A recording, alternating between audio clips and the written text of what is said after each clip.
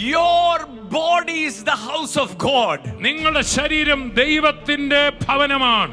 Your body is where God dwells. നിങ്ങളുടെ ശരീരമാണ് ദൈവം വസിക്കുന്ന ഇടം. You are the display of God's power on earth. ഈ ലോകത്തിൽ ദൈവത്തിന്റെ ശക്തിയെ പ്രദർശിപ്പിക്കുന്ന പ്രദർശനശാലയാണ് നിങ്ങളുടെ ശരീരം. And you are expected to display light, speak good and blessing.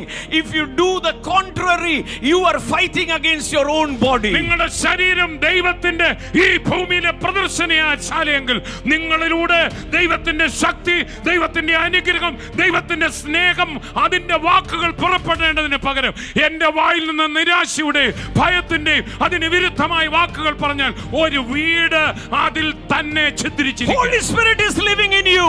പരിശുദ്ധാത്മാവ് നിന്നിൽ ജീവിക്കുന്നു. Don't you know you are the temple of God, house of God, and the Holy Spirit is living in you. നീ ദൈവത്തിന്റെ മന്ദിരമാണ്, ദൈവത്തിന്റെ വീടാണ്, പരിശുദ്ധാത്മാവ് വാസമാക്കിയ വീട് നിന്റെ ശരീരമാണ്.